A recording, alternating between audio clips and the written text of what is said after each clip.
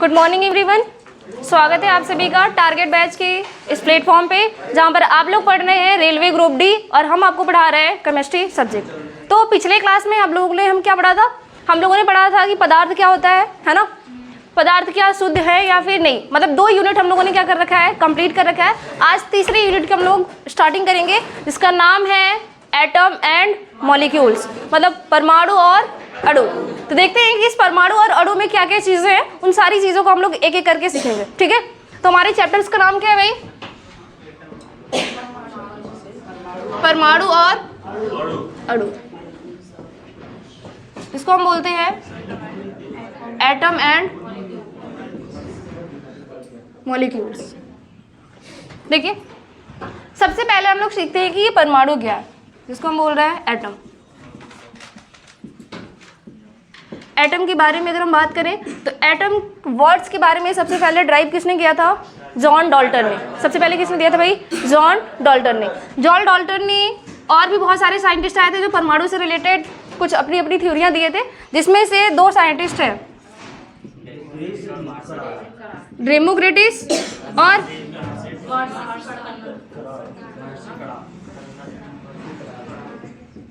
कड़ार होता है, कुछ भी लिख। 2 साइंटिस्ट हमारे पास भाई, डेमोक्रिटस और मर्सी कड़ार। ये दोनों क्या थे? फिलोसफर या फिर क्या बोल दो आप, दार्शनिक। एक और चीज की, जो डेमोक्रिटस थे वो कहाँ के साइंटिस्ट थे? ग्रीक के, जबकि महर्षि कड़ार कहाँ के थे? भारतीय। तो आपको गर्व होना चाहिए कि महर्षि कन्नड़ कहाँ के थे भाई? भारतीय के।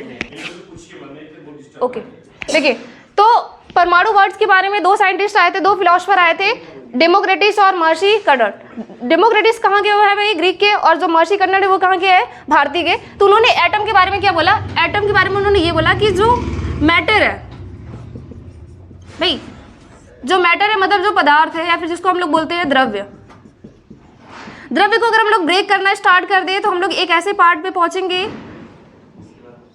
जिसको आप फर्दर डिवाइड नहीं कर सकते हो, जिसको हम लोग बोलते हैं इनडिविजिबल, या फिर आप बोल सकते हो अविभाजित कण।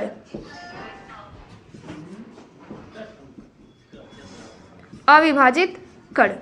तो इससे रिलेटेड क्या है, देखिए ये बोल रहा है कि पदार्थ का वह सूक्ष्मतम कण है ना, पदार्थ का वह स्मॉलेस्ट पार्ट जो अविभाजित है, उसी को हम लोग क्या बोलते हैं? एटम। उसी को क्या बोलते हैं? एटम। तो पदार्थ का सबसे स्मॉलेस्ट पार्ट को, जिसको हम लोग डिवाइड नहीं कर सकते हैं, उसी को बोला जाता है क्या? एटम। उसी को नाम, इनडिविजिबल पार्ट्स को या फिर अविभाजित कण को ही नाम दिया गया क्या? एटम। और साइंटिस्ट लोगों ने इसी एटम को या फिर इसी इनडिविजिबल कण को ही नाम दे दिया था क्या? परमाणु। क्या नाम दे दिया भाई? परमाणु। एक और चीज बोली जाती है कि जो एटम वर्ड है ये कहाँ से आया? तो एटम वर्ड एक ग्रीक वर्ड से जनरेट हुआ है। किससे? एटमॉस से।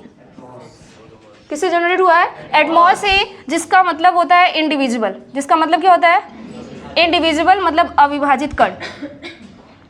एटम वर्ड एक ग्रीक वर्ड है जो कि कहाँ से जनरेट हुआ है? एटमॉस से, जिसका मतलब क्या होता है? इंडिविजिबल या फिर अविभाजित कण, और उसी इंडिविजिबल कण को ही हम लोग नाम देते हैं एटम या फिर परमाणु। उसी अविभाजित कण को क्या बोलते हैं? एटम या फिर परमाणु। तो ये बेसिक सी डेफिनेशन थी हमारे पास, किसकी? एटम्स की। तो एटम पदार्थ का वो स्मॉलेस्ट पार्ट है जो डिवाइड नहीं किया जा सकता, उसी को हम लोग क्या बोलते हैं? एटम या फिर परमाणु, ठीक है। अब हम लोग सीखते हैं कि अणु क्या होता है, मतलब मॉलिक्यूल्स। दूसरा पॉइंट हमारे पास अणु, जिसको हम लोग क्या बोलते हैं? मॉलिक्यूल्स। तो देखिए मॉलिक्यूल्स क्या होता है? मॉलिक्यूल्स एक ऐसा पदार्थ है जिसमें 2 या 2 से अधिक एटम प्रेजेंट होते हैं, उसी को हम लोग क्या बोलते हैं? मॉलिक्यूल्स। 2 या 2 से अधिक एटम प्रेजेंट होते हैं, उसी को हम लोग क्या बोलते हैं? मॉलिक्यूल्स। उसी को क्या बोलते हैं? मॉलिक्यूल्स। ये जो मॉलिक्यूल्स है वो 2 तरीके से हो सकता है, ध्यान से रखिए। हमने बोला कि जो मॉलिक्यूल्स है या फिर जो अणु है वो किससे बना हुआ है भाई? 2 या 2 से ज्यादा एटम से, है ना। केमिकली कॉम्बिनेशन है किसका? 2 और मोर एटम का। इसको हम बता रहे हैं आपको। केमिकली कॉम्बिनेशन का मतलब रासायनिक रूप से बंधे हुए कौन से भाई, 2 या 2 से अधिक एटम, है ना। जब 2 या 2 से अधिक एटम रासायनिक रूप से बन जाते हैं तो उसी को हम लोग क्या बोलते हैं, मॉलिक्यूल्स। अगर ये दोनों एटम्स, जैसे मान लीजिए हमारे पास 2 एटम्स है ए और बी, अगर दोनों एटम सेम टाइप के हैं, मतलब एक ही प्रकार के हैं, तो वो बन जाता है मॉलिक्यूल्स ऑफ एलिमेंट, वो बन जाता है मॉलिक्यूल्स ऑफ एलिमेंट। पहली चीज, अगर दोनों एटम अलग अलग हो जाए, जैसे मान लो दोनों एटम सेम है, तो वो बन जाएगा मॉलिक्यूल्स ऑफ एलिमेंट, इसको आप A2 बोल सकते हो। अगर दोनों एटम क्या हो जाए, अलग अलग हो जाए, मतलब ए कोई A हो जाए दूसरा क्या हो जाए B, तो उसे हम लोग बोलेंगे molecules of compound, molecules of compound. ये फॉर्म हो जाएगा AB का। एग्जाम्पल की बात करें तो जैसे आप देखो, हमने बोला हाइड्रोजन एलिमेंट, हमने बोला ऑक्सीजन एलिमेंट, हमने बोला नाइट्रोजन एलिमेंट, इससे भी ज़्यादा हो सकते हैं। तो आप देख रहे हो कि जो हाइड्रोजन, ऑक्सीजन और नाइट्रोजन एलिमेंट है, इसमें जो 2 एटम प्रेजेंट है वो सेम टाइप के हैं।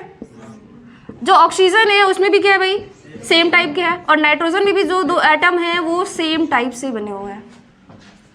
तो मॉलिक्यूल्स क्या होगा, एक ऐसा पदार्थ जिसमें एक से ज़्यादा एटम प्रेजेंट होते हैं, उसे हम लोग क्या बोलते हैं, मॉलिक्यूल्स। ध्यान से, एक ऐसा पदार्थ जिसमें एक से ज़्यादा एटम प्रेजेंट होंगे उसे क्या बोलेंगे, मॉलिक्यूल्स। अगर वो एटम सेम है तो वो क्या होगा, मॉलिक्यूल्स ऑफ एलिमेंट। अगर वो दोनों एटम अलग अलग है तो वो हो जाएगा मॉलिक्यूल्स ऑफ कंपाउंड।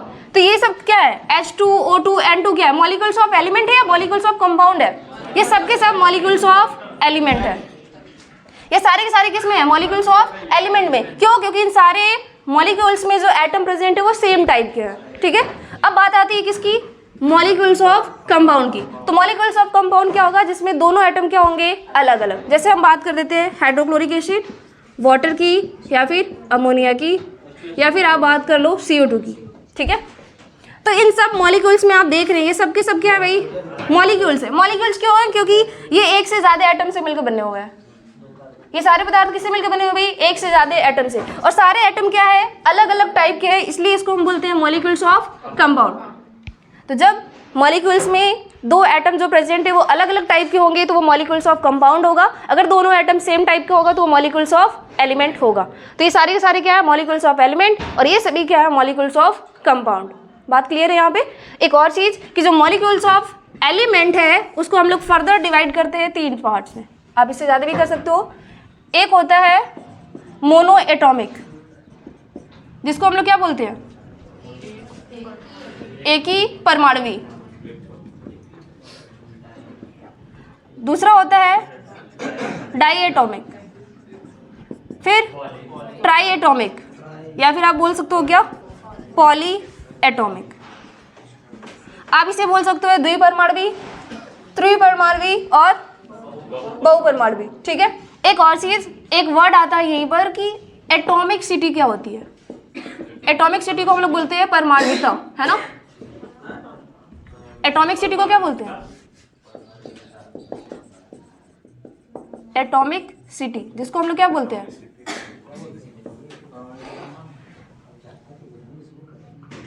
इसको हिंदी में क्या बोलते हैं, हाँ वही है, परमाणुता।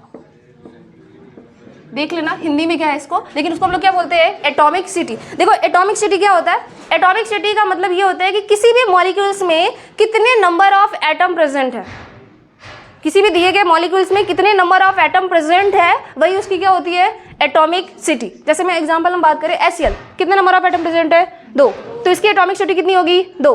अगर H2 की बात करें तो इसमें कितने नंबर ऑफ एटम प्रेजेंट है, 2, तो इसकी परमाणुकता कितनी हो गई, 2।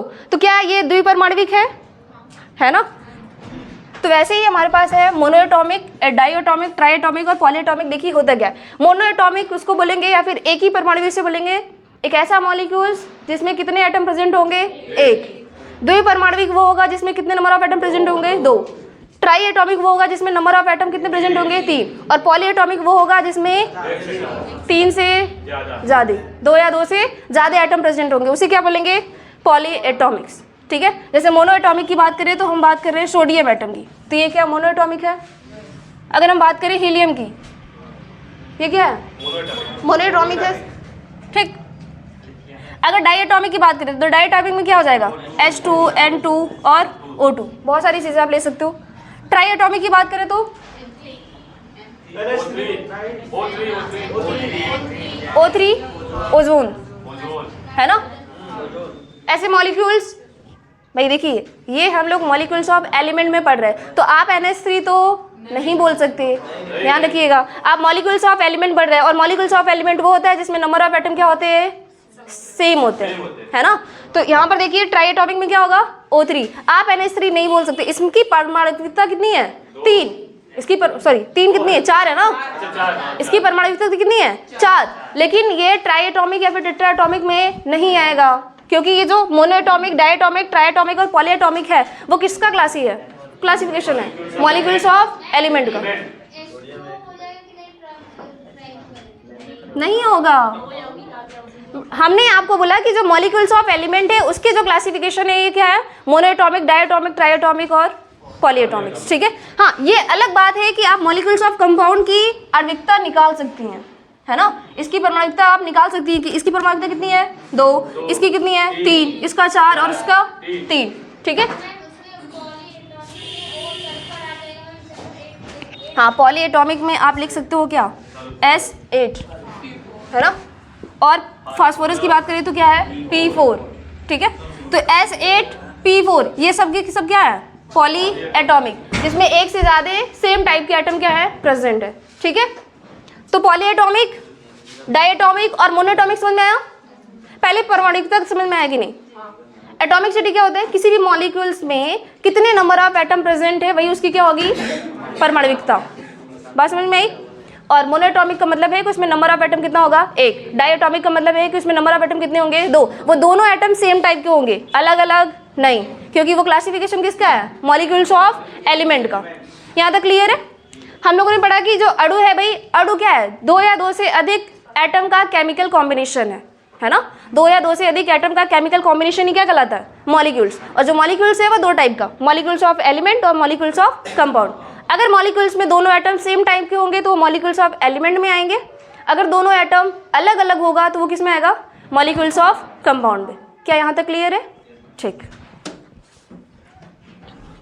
थोड़े टाइम बाद में पढ़ते हैं, अभी एक और चीज पढ़ते हैं, law of chemical combination. Law of chemical combination को हम लोग बोलते हैं लॉ ऑफ संयोजी अभिक्रिया, है ना। संयोजी अभिक्रिया, देखो लॉ ऑफ केमिकल कॉम्बिनेशन, इसी को हम लोग बोलते हैं रासायनिक संयोजी अभिक्रिया। ध्यान रखिएगा, इसको क्या बोलते हैं, रासायनिक संयोजी अभिक्रिया। देखिए कॉम्बिनेशन है ना, कॉम्बिनेशन का मतलब क्या होता है, संयोजी करो, ठीक है। देखिए लॉ ऑफ केमिकल कॉम्बिनेशन हमारे पास टोटल 6 है। कितने लॉ है भाई, 6 लॉ, लेकिन आपको पढ़ने हैं कितने, 2। आपको पढ़ना सिर्फ और सिर्फ इसमें से कितना है, 2। सबसे पहला लॉ है हमारे पास law of conservation of mass, जिसको हम लोग बोलते हैं द्रव्यमान संरक्षण का नियम। देखिए ये क्या बोल रहा है, द्रव्यमान संरक्षण का नियम क्या है भाई। लॉ ऑफ कंजर्वेशन ऑफ मास ये बोलता है कि किसी भी रासायनिक अभिक्रिया के होने के बाद, रिएक्शन से पहले और रिएक्शन के बाद जो कुछ भी मटेरियल पड़ा हुआ है उनका मास क्या होता है, बराबर होता है। कहने का मतलब अगर हमारे पास ये पेज है, इस पेज को हम जला दें भाई, जलाने से पहले इसका कुछ मास, उसका कुछ आयतन है ना। तो इसकी जो प्रॉपर्टी भाई, जो इसका मास है जलाने से पहले, जलाने के बाद राख बचेगा, धुआं बचेगी, हीट और लाइट एनर्जी भी तो मिलेगा ना इससे भाई। इसको आप जलाएंगे तो क्या मिलेगा, कार्बन डाइऑक्साइड मिलेगी, राख मिलेगी, हीट और लाइट एनर्जी मिलेगा, है ना। तो वो सारी चीज़ों को अगर मिला दिया जाए तो रिएक्शन के पहले जो इसका मास था, रिएक्शन के बाद भी उसका मास क्या होगा, सेम उतना ही होगा। तो द्रव्यमान संरक्षण का नियम क्या बोल रहा है कि जैसे मान लीजिए एक रिएक्शन है भाई, केमिकल रिएक्शन क्या होती है, केमिकल रिएक्शन पहले क्या होती है, रासायनिक अभिक्रिया क्या होती है। रासायनिक अभिक्रिया एक ऐसी अभिक्रिया है जो एक बार परिवर्तित हो जाए तो वापस उसको पर्याप्त नहीं किया जा सकता, है ना, प्राप्त नहीं किया जा सकता। उसको हम लोग क्या बोलते हैं, रासायनिक अभिक्रिया। जैसे मैं मान लीजिए दूध से दही का बनना, है ना, इस पेपर का जलना, है ना, इस पेपर को जला दिया जाए तो जो राख बचेगा उसको वापस से इस पेज के फॉर्म में कन्वर्ट नहीं किया जा सकता। तो ये सारी अभिक्रिया कैसी है, रासायनिक अभिक्रिया। तो रासायनिक अभिक्रिया में आप देखिए पहले पेज था, इसको हम जला दिए, आप एज्यूम करिए कि हमारे हाथ में इधर राख पड़ा हुआ है, ठीक है। तो ये जो मटेरियल है इसको हम बोलेंगे क्या, अभिकारक, इसको क्या बोलेंगे, अभिकारक। और ये जो बना हुआ उसको क्या बोलेंगे, उत्पाद, जिसको प्रोडक्ट बोलते हैं, है ना। तो किसी भी रिएक्शन में दो कंपोनेंट होते हैं, पहला होगा रिएक्टेंट जिसको आप बोलते हो अभिकारक, और रिएक्शन जब हो जाएगी तो बनेगा क्या, प्रोडक्ट, और प्रोडक्ट को क्या बोलते हैं, उत्पाद। तो किसी भी रासायनिक अभिक्रिया में दो ही कंपोनेंट होते हैं, रिएक्टेंट और प्रोडक्ट, ठीक है। एक से ज्यादा रिएक्टेंट कंबाइंड होकर के प्रोडक्ट का फॉर्मेशन कर सकते हैं, है ना। एक ही एलिमेंट क्या हो सकता है भाई, प्रोडक्ट का फॉर्मेशन कर सकता है। वो डिपेंड करता है कि किस टाइप का रिएक्शन है। हमें ये सीखना है कि अभिकारक और उत्पाद होता क्या। पहले बताइए रिएक्टेंट क्या होता है, जो अभिक्रिया में भाग लेते हैं उसको क्या बोलते हैं, अभिकारक या फिर रिएक्टेंट। और प्रोडक्ट क्या होगा तब,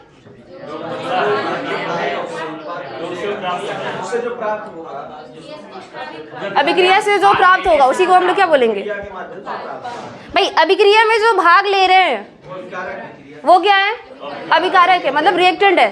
तो उत्पाद क्या होगा, जो बनेगा, है ना भाई। इस अभिकारक के परिवर्तन से जो कुछ भी बनेगा उसी को हम लोग क्या बोलेंगे, उत्पाद, उसी को क्या बोलेंगे, उत्पाद, ठीक है। अब देखिए रिएक्टेंट में क्या हो रहा है, जो लॉ ऑफ कंजर्वेशन ऑफ मास है वो ये बोल रहा है कि रिएक्शन के पहले के जो एटम है, रिएक्शन के बाद जो एटम है, वो दोनों क्या होते हैं, बराबर। मतलब जो नंबर ऑफ एटम है, अच्छा ये राइट साइड है तो ये क्या है, लेफ्ट साइड है ना, तो इसको हम लोग LHS लिख दें, लेफ्ट हैंड साइड, कोई दिक्कत नहीं। जो number of atom left hand side है वो बराबर होगा नंबर ऑफ एटम किसके, राइट हैंड साइड के। इसका मतलब है भैया कि अगर LHS साइड में नंबर ऑफ एटम बराबर है RHS के एटम के, तो इसका मतलब जो मास ऑफ रिएक्टेंट है वो मास ऑफ प्रोडक्ट के क्या है, बराबर। मतलब इसका जो मास होगा, मास ऑफ रिएक्टेंट बराबर होगा किसके, मास ऑफ प्रोडक्ट के। कहने का मतलब अगर हम हिंदी में बोले तो इसका मतलब ये है कि अभिकारक का जो द्रव्यमान होगा वो बराबर होगा किसके, उत्पाद के द्रव्यमान के बराबर, किसी भी रासायनिक अभिक्रिया में। अच्छा ये हो क्यों रहा है, ये लॉ ऑफ कंजर्वेशन ऑफ मास हो क्यों रहा है, उसका एक रीजन है। उसका रीजन ये है कि जैसे मान लीजिए हमारे पास दो लोग हैं जो कि डांस कर रहे हैं, ठीक है, बना लो तुम पैर, ठीक है। दो लोग क्या कर रहे हैं भाई, डांस कर रहे हैं, मतलब दो कपल्स हैं, दो कपल्स क्या कर रहे हैं, आपस में डांस कर रहे हैं।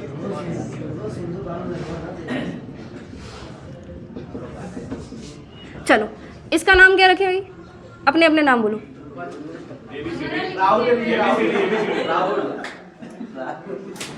किसी के नाम को डेडिकेट नहीं करेंगे। मान लो ये A है, ये B है और ये क्या है, C और D, ठीक है। देखिए एक कपल से जो AB है और दूसरे कपल्स कौन है, C और D, ये दोनों आपस में क्या कर रहे हैं, डांस कर रहे हैं। और डांसिंग के कंपटीशन में एक ट्विस्ट है, वो ट्विस्ट ये है कि दोनों कपल्स को क्या करना है, अपने पार्टनर्स को एक्सचेंज करना है। मतलब B को क्या करना है, C के साथ, और C को B की पोजीशन करना है। किसी एक की पोजीशन फिक्स हो सकती है, ठीक है। जैसे मान लीजिए मैंने A और D की पोजीशन क्या कर दिया, फिक्स कर दिया है, B और C को क्या कर दिया है, एक्सचेंज, ठीक है। तो आप देखो इसका क्या बनेगा भाई, बनेंगे फिर से वही कपल्स। अब मान लो ऐसे ही बन गए भाई, A के साथ कौन आ गया, C, और C की जगह कौन आ गया, हमने एक्सचेंज कर दिया ऐसे। मान लो मैंने C को B के साथ रख दिया, B को C की जगह रख दिया, तब पर भी तो पार्टनर चेंज हो गए ना, चेंज हो गए। चलो तो A को C के साथ और C की जगह कौन आ गया, B और D। आप एक देखिए, ये जितने भी भाई, इसको हम लोग बोल रहे हैं रिएक्टेंट, इसको क्या बोल रहे हैं, रिएक्टेंट, मतलब अभिकारक, जो रिएक्शन में पार्टिसिपेट, जो डांसिंग कॉम्पिटिशन में पार्टिसिपेट किए हैं, ठीक है। जब वो दोनों आपस में क्या किए, अपने पार्टनर को एक्सचेंज कर दिए, तो वो क्या हुए भाई एक अलग पार्टनरशिपिंग आ गई कि नहीं आई, है ना। तो जब अलग पार्टनरशिपिंग आई तो हो सकता है कि रिजल्ट बहुत अच्छा आ जाए। फॉर एग्जाम्पल जैसे मान लीजिए कि A और B के साथ जब डांसिंग थी तो उतनी बेस्ट नहीं थी, लेकिन जब A और C के बीच में डांसिंग हुई तो वो कंपटीशन क्या हो गया, बढ़ गया। एक लॉजिकली आपको दे रहे हैं कि जब हम लोग क्या कर रहे हैं, एक्चुअल में रिएक्टेंट और ये क्या है, प्रोडक्ट है। तो जब रिएक्टेंट कन्वर्ट हो रहा है किसमें, प्रोडक्ट में, अब वो अच्छा भी हो सकता है और ख़राब भी हो सकता है। हो सकता है कि रिएक्शन के पहले ही अच्छा रहा हो, रिएक्शन के बाद वो खराब हो जाए, है ना। वो दोनों चीज़ें डिपेंड करती हैं। तो आप देखिए कि रिएक्टेंट के पहले और रिएक्टेंट के बाद हो क्या रहा है इसमें, एक्सचेंज ऑफ एटम या फिर रीअरेंजमेंट ऑफ एटम। भाई एटम का क्या हो रहा है, रीअरेंज हो रहा है ना। एक एटम एक दूसरे से क्या हो जा रहे हैं, रीअरेंज हो जा रहे हैं, रीअरेंजमेंट। क्या इस अभिक्रिया में क्या कोई एक ऐसा एटम था जो गायब हो गया था, नहीं, सारे एटम तो उतने ही प्रेजेंट है ना जितने एटम रिएक्टेंट साइड में कितने लोग थे, 4, प्रोडक्ट साइड में भी कितने लोग हैं, 4। Number of atom reactant side, number of atom कितने से है प्रोडक्ट साइड, दोनों क्या है बराबर। तो भाई अगर दोनों के एटम बराबर है तो दोनों का मास भी तो क्या होगा, बराबर ही होगा। मतलब मास ऑफ रिएक्टेंट बराबर होगा मास ऑफ प्रोडक्ट के। तो कहने का मतलब ये है कि किसी भी रासायनिक अभिक्रिया में अभिकारक और उत्पाद के द्रव्यमान बदलते नहीं है, वो संरक्षित रहता है। कहने का मतलब एक वर्ड में अगर हम बात करें, अच्छा आप लोगों ने law of conservation of energy पढ़ा होगा। एनर्जी को ना तो क्रिएट कर सकते हैं ना ही नष्ट कर सकते हैं, है ना। सेम वही चीज़ है ना। ऊर्जा संरक्षण का नियम जो नियम है, सेम वही चीज़ नियम है द्रव्यमान संरक्षण का नियम। तो द्रव्यमान संरक्षण का नियम ये बोलता है कि द्रव्यमान को, मास को हम ना तो क्रिएट कर सकते हैं ना ही उसको खत्म कर सकते हैं, ना तो डिस्ट्रॉय कर सकते हैं, उसको बस एक फॉर्म से दूसरे फॉर्म में कन्वर्ट कर सकते हैं। उसी को बोलते हैं द्रव्यमान संरक्षण का नियम। जैसे ऊर्जा संरक्षण का नियम था, वैसे ही द्रव्यमान संरक्षण का नियम है। अगर हम इसको बोले तो मास can neither be created nor be destroy, मतलब मास को, द्रव्यमान को ना तो क्रिएट किया जा सकता है ना ही डिस्ट्रॉय किया जा सकता है, इसको बस एक रूप से दूसरे रूप में बदला जा सकता है। उसी को बोलते हैं द्रव्यमान संरक्षण का नियम। तो अगर द्रव्यमान संरक्षण का नियम अगर कोई पूछ रहा है तो आप पहले स्टेटमेंट लिखोगे। स्टेटमेंट ये होगा कि द्रव्यमान को ना तो क्रिएट कर सकते हैं ना ही डिस्ट्रॉय कर सकते हैं, उसको बस एक रूप से दूसरे रूप में परिवर्तित किया जा सकता है। फिर उसके बाद आप लिखेंगे कि जो रिएक्टेंट है भाई वो किस में कन्वर्ट हो रहा है, प्रोडक्ट में। तो जो number of atom left hand side है वही नंबर ऑफ एटम किधर है, राइट हैंड साइड। तो अगर number of atom left hand side और number of atom right hand side बराबर है तो जो मास ऑफ रिएक्टेंट होगा वो मास ऑफ प्रोडक्ट के क्या होगा, बराबर। ये सारी चीज़ें तो समझ में आई गई, एक एग्जाम्पल के थ्रू और समझ में आएगा, ठीक है। जैसे मान लीजिए हम आपसे बोल रहे हैं कैल्शियम ऑक्साइड CO2 के साथ रिएक्ट कर रहा है, बना रहा है CaCO3। तो वो कितने अमाउंट में बना रहे हैं वो देख लो। जैसे मान लो हम बोल सकते हैं कि 54 gram of calcium oxide react कर रहा है 44 ग्राम ऑफ CO2 के साथ, ठीक है। तो 100 ग्राम CaCO3 का फॉर्मेशन करता है, ध्यान से 56 ग्राम। अब हो जाएगा, देख लो कैल्शियम ऑक्साइड का 56 ग्राम रिएक्ट कर रहा है कार्बन डाइऑक्साइड के 44 ग्राम से, तो कैल्शियम कार्बोनेट 100 ग्राम में मिल रहा है। तो हमें इस रिएक्शन को प्रूव करना है कि क्या ये लॉ ऑफ कंजर्वेशन ऑफ मास को फॉलो कर रहा है या फिर नहीं। तो हम लोग देख देते हैं कि मास ऑफ रिएक्टेंट अगर मास ऑफ प्रोडक्ट के बराबर हो गया, इसका मतलब वो द्रव्यमान संरक्षण के नियम को फॉलो कर रहा है। अब इस दोनों को ऐड करो, 56 + 44 कितना आएगा, 100 ग्राम। और प्रोडक्ट का मास भी कितना है, 100 ग्राम। तो हमने देखा कि जो मास ऑफ रिएक्टेंट है भाई वो मास ऑफ प्रोडक्ट के क्या है, बराबर। इसका मतलब ये जो रिएक्शन है, ये जो अभिक्रिया है, ये जो रासायनिक अभिक्रिया है वो द्रव्यमान संरक्षण के नियम को फॉलो कर रही है। बात समझ में आई। Mass of reactant is equal to mass of product. आप ऐसे भी बोल सकते हो या फिर आप ऐसे बोलिए कि अभिकारक का जो द्रव्यमान होगा वो उत्पाद के द्रव्यमान के क्या होगा, बराबर। वो कुछ गैसेस क्या हो जाएंगे, सिंपल सी बात है कि अगर आप ओपन कंटेनर ले रहे हैं तो गैस तोड़ ही जाएगा, लेकिन प्रोडक्ट के साइड में अगर आप कंटेनर को क्लोज कर देंगे तो उसका जैसे कि 100 ग्राम है ऐसे देखिए, लेकिन उसमें जो आप बोल रही हैं समझ गए हैं। कैल्शियम कार्बोनेट को आप हीट कर दो, मिल जाएगा calcium oxide plus CO2 gas. बात क्लियर है ना। अगर इस कंडीशन में आप बोल रहे हैं कि जो प्रोडक्ट है उसको क्लोज कंटेनर में पैक नहीं किया, क्लोज कंटेनर में नहीं पैक किया तो भाई CO2 गैस निकल जाएगा और जो मास ऑफ प्रोडक्ट है वो कम आएगा। बात समझ में आ रही है ना। तो लॉ ऑफ कंजर्वेशन ऑफ मास को फॉलो करने के लिए जो प्रोडक्ट का कंटेनर है वो क्लोज होना चाहिए, क्योंकि जो प्रोडक्ट बन सकता है वो गैसियस फॉर्म में भी बन सकता है, ठीक है। और गैस आपको पता है कि वो ओपन कंटेनर में तुरंत क्या हो जाएगा, ऊपर जाएगा। बात समझ में आई। एक क्वेश्चन आप लोग करेंगे सीट में है, वो ये है कि एक अभिक्रिया में 5.3 ग्राम ऑफ सोडियम कार्बोनेट, हाँ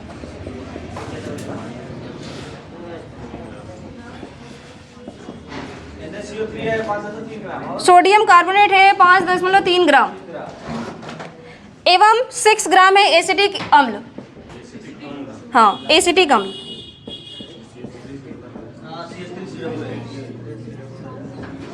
इसका ग्राम कितना है भाई? 6 ग्राम। ये दोनों अभिक्रिया करके कुछ चीज बना रहा है। कार्बन डाइऑक्साइड बना रहे हैं 2.2 ग्राम। कार्बन डाई ऑक्साइड आपको मिल रही है कितना? 2.2 ग्राम।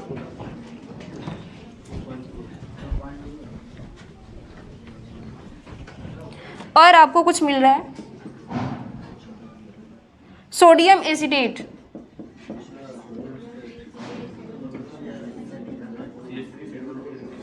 सोडियम एसिटेट आपको मिल रहा है 0.9 ग्राम।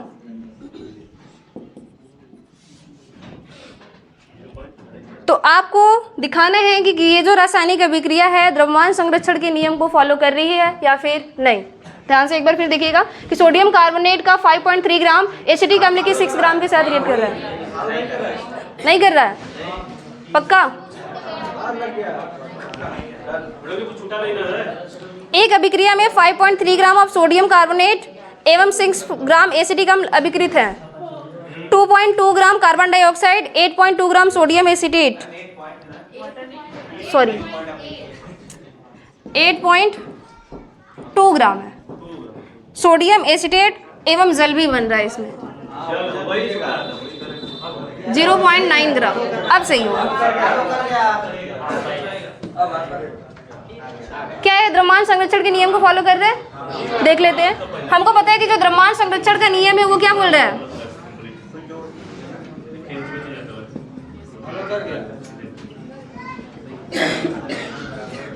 अभिकारक का द्रव्यमान किसके बराबर होगा?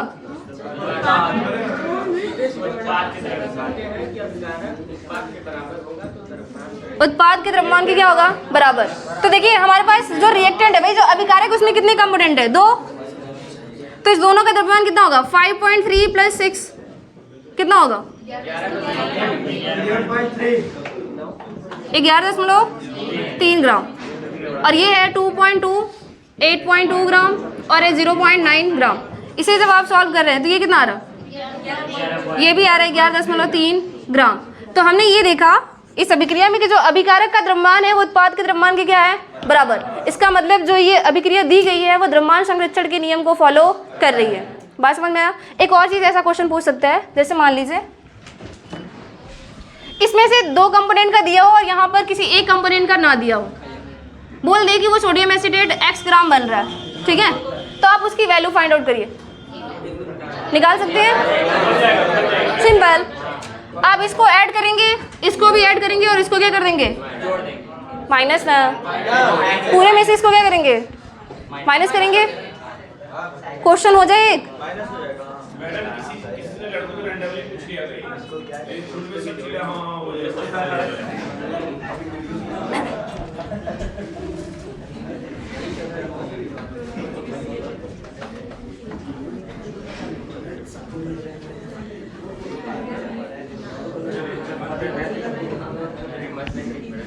ये पहली लॉ थी भाई, द्रव्यमान संरक्षण का नियम। दूसरा जो लॉ है देखो वो क्या है?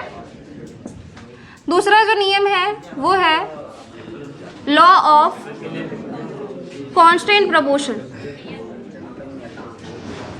जिसको हम लोग बोलते हैं स्थिर अनुपात का नियम। अच्छा, एक और चीज कि जो द्रव्यमान संरक्षण का नियम है वो किसने दिया था? द्रव्यमान संरक्षण का नियम लेवोसियर ने। लेवोसियर, ठीक है? द्रव्यमान संरक्षण का नियम लेवोसियर ने दिया था और स्थिर अनुपात का नियम प्राउस ने दिया था, ठीक है?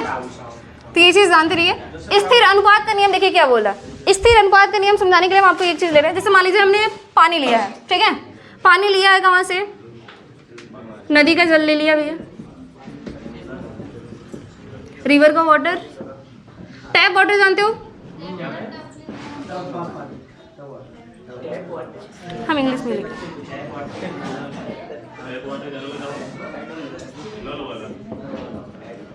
टैप वाटर, सी वाटर, आप नाले का भी पानी ले सकते हो, आपकी चॉइस है। हमारे पास 3 जगह है, जब देखो हमने नदी का पानी लिया है, नल का पानी लिया और कहाँ का लिया है, समुद्र का पानी। ठीक है, लिया क्या है, पानी। बात आ रही है किसकी, वाटर का। और वाटर का जो फॉर्मूला होता है वो क्या होता है, H2। इसमें हाइड्रोजन कितना है, 2, और ऑक्सीजन मास के हिसाब से देखिएगा, ऑक्सीजन का द्रव्यमान 16। इसका सिंप्लीफिकेशन करेंगे तो कितना आएगा, 1:8। मतलब जो वाटर है वो 1:8 का रेशियो आ रहा है।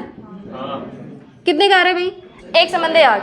तो आप चाहे रिवर का पानी उठाइए या फिर टैप का वाटर उठाइए या फिर सी का पानी उठा लीजिए, उसमें जो वाटर का फॉर्मूला होगा वो 1:8 के ही फॉर्म में होगा, पहली चीज़। दूसरी चीज़ ये है कि वाटर में नंबर ऑफ एटम फिक्स होंगे। इसमें जो नंबर ऑफ एटम होगा वो क्या होगा, फिक्स्ड। इसमें अगर हाइड्रोजन 2 है तो ऑक्सीजन कितना है, 1, अगर नंबर ऑफ एटम की बात कर रहे हैं। और दूसरी चीज़ है कि जो हाइड्रोजन और ऑक्सीजन, भाई वाटर बना किससे है, हाइड्रोजन और ऑक्सीजन से। तो आप कहीं से भी पानी उठाकर लेकर आइए, लेकिन जो वाटर है वो हाइड्रोजन और ऑक्सीजन से ही मिलकर बना होगा और 1:8 के अनुपात में। बात समझ में आ रही है। ऐसा नहीं है कि अगर आप रिवर से पानी उठाएं और समुद्र से पानी उठाएं तो उसके वाटर का जो फॉर्मूले का रेशियो है वो बदल जाएगा, ऐसा नहीं है। तो जो स्थिर अनुपात का नियम है वो ये बोल रहा है कि जो मॉलिक्यूलर फॉर्मूला है या फिर जो भी आपके पास यौगिक है या फिर जो भी कंपाउंड है उसका जो सोर्स है, भाई ये तो सोर्स ही है ना, उसका सोर्स कुछ भी हो हमें उससे मतलब नहीं है, लेकिन उसका जो मॉलिक्यूलर फार्मूला होगा और उसका जो अनुपात होगा एटम का वो क्या होगा, फिक्स्ड होगा, वो परिवर्तित नहीं होगा। उसी को बोलते हैं स्थिर अनुपात का नियम। उसी को क्या बोलेंगे, स्थिर अनुपात का नियम। मतलब यौगिक का सोर्स कुछ भी हो लेकिन यौगिक में जो नंबर ऑफ एटम प्रेजेंट है वो फिक्स होगा, वो परिवर्तित नहीं होगा, और उनके अनुपात भी क्या होंगे, फिक्स होंगे। उनके द्रव्यमान का जो अनुपात होगा वो क्या होगा, फिक्स। बात समझ में आई कि नहीं। जैसे मैं आपको बोल रही हूँ कि हाइड्रोजन और ऑक्सीजन, क्वेश्चन है आपके पास, हाइड्रोजन और ऑक्सीजन मिल करके जल का फॉर्मेशन कर रहे हैं, है ना, वाटर का फॉर्मेशन कर रहे हैं। हाइड्रोजन और ऑक्सीजन एटम मिल करके वाटर का फॉर्मेशन कर रहे हैं जिनका रेशियो है 1:8। क्वेश्चन से उन्हीं के ध्यान से, हाइड्रोजन और ऑक्सीजन मिल करके वाटर का फॉर्मेशन कर रहे हैं जिसका रेशियो कितना है, मास का रेशियो कितना है, 1:8। ठीक है, तो वो पूछ रहा है कि 3 ग्राम ऑफ हाइड्रोजन को, 3 ग्राम ऑफ हाइड्रोजन को कितने ग्राम ऑफ ऑक्सीजन की जरूरत पड़ेगी, 24। कितना, इससे हमें पता चल रहा है कि यहाँ पर जो 1 ग्राम ऑफ हाइड्रोजन है, देखिए 1 ग्राम हाइड्रोजन को कितनी ऑक्सीजन की जरूरत पड़ रही है, 8, है ना। जो 3 ग्राम हाइड्रोजन होगा उसके लिए कितना बनेगा, 24 ग्राम। तब वो जो क्या करेगा, वाटर मॉलिक्यूल्स का फॉर्मेशन करेगा, अदरवाइज नहीं। बात समझ में आ रही है ना।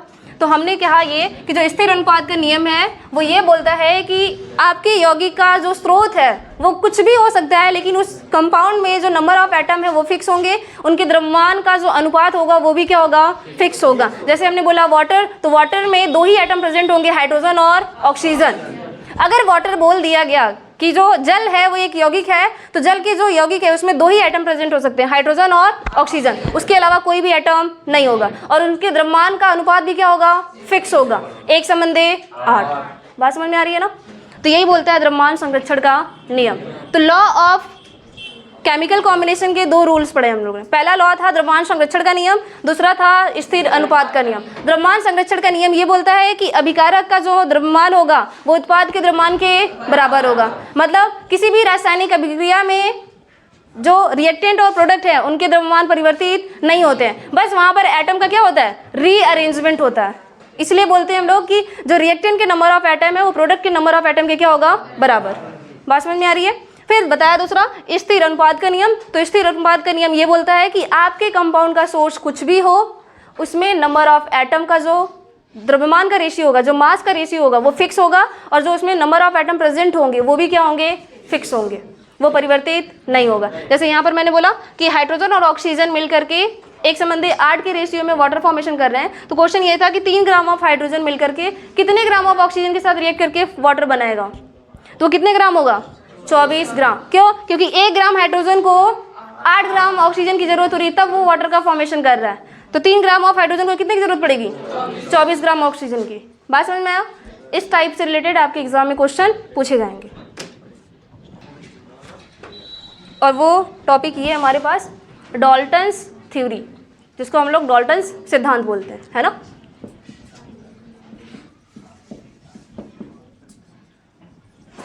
जिसको क्या बोलते हैं भाई? डाल्टन सिद्धांत। डाल्टन का जो सिद्धांत है वो 1808 में आया था, है ना, 1808 में, ठीक है। डाल्टन्स ने परमाणु से रिलेटेड कुछ थ्योरियां दी थी, उनके बहुत सारे पॉस्टुलेट थे। अच्छा, पॉस्टुलेट का मतलब समझते हैं? पॉस्टुलेट का मतलब समझते हैं? हाँ, फॉर्चुनेट नहीं, पॉस्टुलेट। अरे उनके क्या क्या नियम थे, उनके कितने पॉइंट्स दिए गए थे, है ना। तो या फिर बोल सकते हैं उनके कितने सिद्धांत थे, है ना। तो उनके बहुत सारे पॉस्टुलेट थे। भाई सिंपल सी बात है, अगर कोई साइंटिस्ट आता है तो अपने सिद्धांत देता है तो उसकी कुछ कमियां भी होती हैं, जिसको हम लोग ड्रॉबैक्स बोलते हैं, ठीक है, या फिर लिमिटेशन आप बोल सकते हो, ठीक है। तो देखो पहला सिद्धांत इनका क्या था? पहली पॉइंट इनकी ये थी, इन्होंने ये बोला कि जो मैटर है ना, जो द्रव्य है वो छोटे छोटे कणों से मिलकर बना हुआ है, जिसको हम लोग एटम बोलते हैं। पुरानी चीज़ ही है कि जो मैटर है भाई वो स्मॉल पार्टिकल से मिलकर बने हुए हैं, स्मॉल या फिर स्मॉलेस्ट। जितने भी द्रव्य हैं भाई वो छोटे छोटे कणों से मिलकर ही तो बना हुआ है ना, है ना। तो उनका पॉस्टुलेट यही था कि जितने भी द्रव्य हैं वो छोटे छोटे कणों से मिलकर बने हुए, उन्हीं छोटे कणों को हम लोग नाम देते हैं क्या? एटम्स। उसी छोटे कणों को क्या बोलते हैं? एटम। तो पहला पॉस्टुलेट उनका यही था कि जो पदार्थ है वो छोटे छोटे कणों से मिलकर बना है, जिसको हम लोग परमाणु या फिर एटम बोलते हैं, ठीक। दूसरा पॉस्टुलेट क्या था उनका? दूसरा पॉस्टुलेट उनका ये था कि जो एटम है वो इंडिविजिबल है, मतलब जो परमाणु है वो अविभाज्य है। भाई जो एटम है वो कैसा है? इंडिविजिबल, मतलब अविभाजित कण है, उसको विभाजित नहीं किया जा सकता। दूसरी पॉइंट।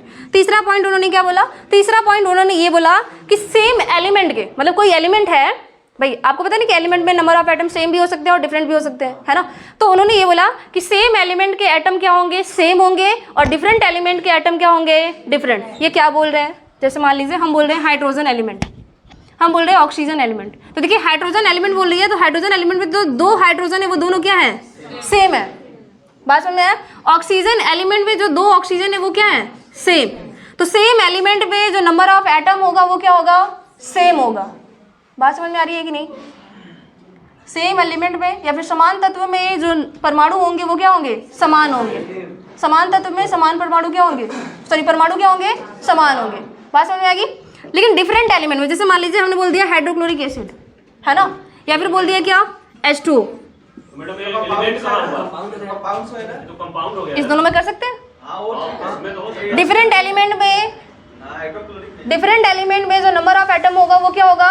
डिफरेंट होगा। जैसे हाइड्रोजन और ऑक्सीजन दोनों में कंपेयर किया जाए, जैसे मान लीजिए एक एलिमेंट है हमारे पास और वो एलिमेंट किससे बना हुआ है भाई? मान लीजिए ये ए एलिमेंट है और दूसरा एलिमेंट हमारे पास बी, है ना।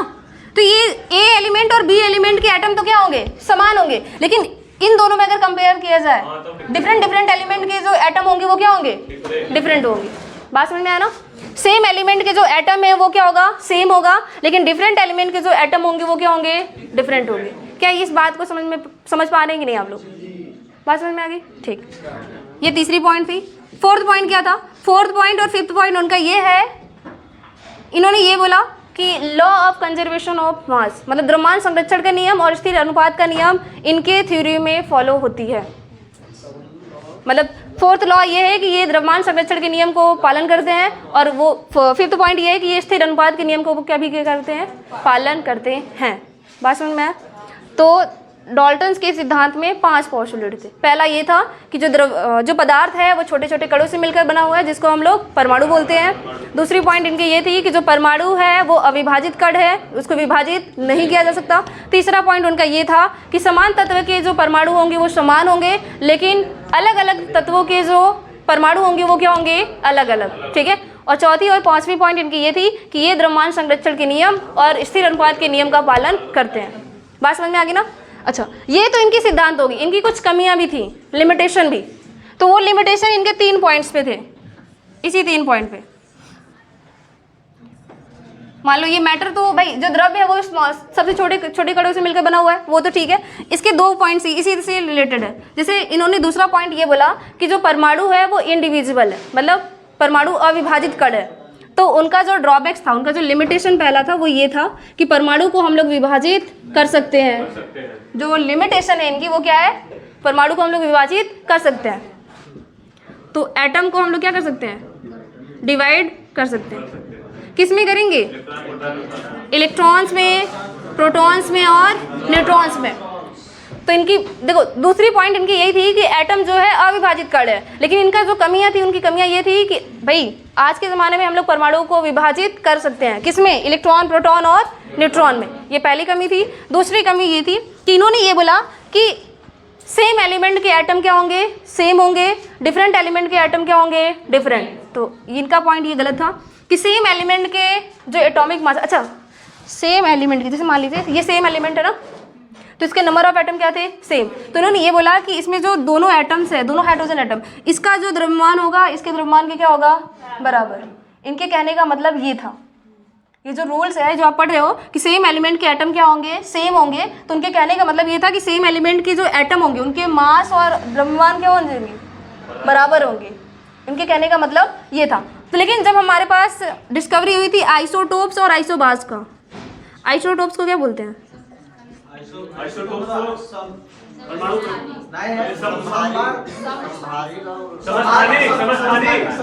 समस्थानिक तो हम बोलते हैं आइसोटोप्स को, समस्थानिक और संभारिक। नाम से पता चला है समस्थानिक मतलब आइसोटोप्स। देखिए आइसोटोप्स क्या होता है या फिर समस्थानिक क्या होते हैं। आइसोटोप्स ऐसे एलिमेंट्स हैं जिनका एटॉमिक नंबर तो सेम होता है लेकिन एटॉमिक मास क्या होता है, अलग अलग, उसी को बोलते हैं आइसोटोप्स या फिर समस्थानिक। ध्यान से, हम अगर आइसोटोप्स की बात कर रहे हैं या फिर समस्थानिक की बात कर रहे हैं तो आइसोटोप्स क्या बोल रहा है, जैसे मान लीजिए हम बोल रहे हैं 1H1, 1H2 और 1H3। देखिए ये 3 ऐसे एलिमेंट भाई, ये 3 ऐसे एटम है जिनका एटॉमिक नंबर तो क्या है, सेम। एटॉमिक नंबर, परमाणु क्रमांक क्या है, सेम है, और परमाणु भार क्या है, अलग अलग। तो समस्थानिक क्या होगा, समस्थानिक एक ऐसे तत्व होंगे जिनका परमाणु क्रमांक तो समान होगा लेकिन परमाणु भार क्या होगा, अलग अलग, उसी को बोलेंगे समस्थानिक। ठीक है। तो एक देखिए 1H1 को हम लोग बोलते हैं हाइड्रोजन, इसको क्या बोलते हैं, हाइड्रोजन। इसका नाम होता है ड्यूटेरियम और इसको बोलते हैं ट्यूटेरियम बोलो या फिर ट्राइटेरियम बोलो। ठीक है, 3 नाम है हमारे पास। हाइड्रोजन के 3 आइसोटोप्स, हाइड्रोजन के कितने आइसोटोप्स, 3, 1H1, 1H2 और 1H3। हाइड्रोजन, ड्यूटेरियम और ट्यूटेरियम। हाँ, हाइड्रोजन को हम लोग प्रोटियम भी बोल सकते हैं। हाँ, हाइड्रोजन की जगह आप इसको प्रोटियम भी बोल सकते हो, कोई दिक्कत नहीं है। ठीक है, प्रोटियम बोल सकते हो, ड्यूटेरियम बोल सकते हो और ट्राइटेरियम। 1H1 को हम लोग क्या बोलते हैं, हाइड्रोजन। 1H1 को हम लोग क्या बोलते हैं, हाइड्रोजन। तो एक बात बताइए, उन्होंने ये बोला था कि सेम एलिमेंट के जो एटम हैं उनके मासेस क्या होंगे, सेम होंगे ना। जैसे यहाँ पर जो एलिमेंट था, इनके जो एटम्स थे, इनके मासेस क्या होने चाहिए थे, सेम। लेकिन आप देख रहे हैं कि जो हाइड्रोजन है उसके 3 आइसोटोप्स एग्जिस्ट कर रहे हैं नेचर में, 1H1, 1H2 और 1H3। तो सेम ही एलिमेंट के जो सेम एटम है उनके मासेस क्या है, अलग अलग। तो ये तो खत्म हो गया ना आइसोटोप्स के बाद। भाई उनका जो स्टेटमेंट था कि सेम एलिमेंट के जो एटम होंगे वो सेम होंगे, वो आइसोटोप्स की डिस्कवरी के बाद क्या हो गया, खत्म हो गया। फिर उन्होंने ये बोला कि डिफरेंट एलिमेंट के जो एटम होंगे, डिफरेंट एलिमेंट के जो एटम होंगे वो क्या होंगे, अलग अलग, है ना। मतलब डिफरेंट एलिमेंट के जो एटम का, जैसे यहाँ पर हाइड्रोजन है, यहाँ पर ऑक्सीजन है, तो इन सबका मास क्या होगा, अलग अलग, है ना। लेकिन जब किसकी खोज हुई थी, आइसोबार्स मतलब संभारिक का। आइसोबार्स क्या होता है, हाँ, संभारिक उसको बोलते हैं जिसका परमाणु क्रमांक तो क्या होगा, अलग अलग, लेकिन परमाणु भार क्या होगा, समान होगा, उसी को बोलते हैं समभारिक। समभारिक देखिए नाम से पता, समभारिक मतलब जिसका भार क्या होगा, समान होगा, लेकिन परमाणु क्रमांक क्या होगा, अलग अलग। जैसे में आर्गन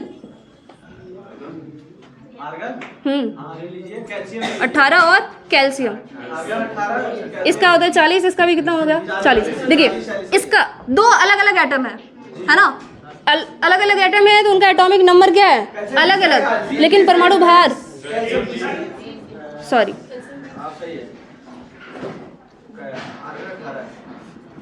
ठीक है। परमाणु क्रमांक क्या है? अलग अलग है, लेकिन परमाणु भार क्या है? सेम है ना। तो उन्होंने ये बोला था कि अलग अलग एटम के जो भार है वो क्या होगा? अलग अलग, लेकिन यहाँ पर भार क्या है? सेम है ना। तो उनका ये स्टेटमेंट भी क्या हो गया? गलत। तो 3 उन्होंने पॉइंट दिया था। पहला पॉइंट उन्होंने ये दिया था कि एटम को हम लोग डिवाइड नहीं कर सकते हैं, लेकिन हम लोग एटम, हाँ आइसोटोन्स होता है जिसमें नंबर ऑफ न्यूट्रॉन्स क्या होते हैं? सेम होते हैं। उसको हम फिर से पढ़ेंगे, आइसोटोप्स आइसोबार्स फिर से। अभी तो हम आपको बता रहे थे कि जो डॉल्सन थ्योरी है उसका लिमिटेशन क्या है, तो उसी में एक पॉइंट आ गया आइसोटोप्स और आइसोबार्स। हम लोग इसको डिटेल में फिर से पढ़ेंगे कि आइसोटोप्स, आइसोबार्स और आइसोटोन्स क्या होते हैं, ठीक है। तो क्या आपको डाल्टन्स की थ्योरी समझ में आई? डाल्टन्स की थ्योरी के कितने पॉइंट्स? 5। पहला ये था कि जो मैटर है वो स्मॉलेस्ट पार्ट से मिलकर बना हुआ है, जिसको हम लोग क्या बोलते हैं? एटम। मतलब जो पदार्थ है वो छोटे छोटे कणों से मिलकर बना है, जिसको हम लोग क्या बोलते हैं? परमाणु या फिर एटम। दूसरा पॉइंट इनका ये था कि परमाणु को विभाजित नहीं कर सकते हैं, मतलब परमाणु एक अविभाजित कण है। दूसरी पॉइंट, तीसरी पॉइंट ये था उनका कि तत्व, मतलब समान तत्व के जो एटम होंगे वो क्या होंगे? समान होंगे, और डिफरेंट एलिमेंट के या फिर डिफरेंट तत्व के जो एटम होगा वो क्या होगा? डिफरेंट होगा।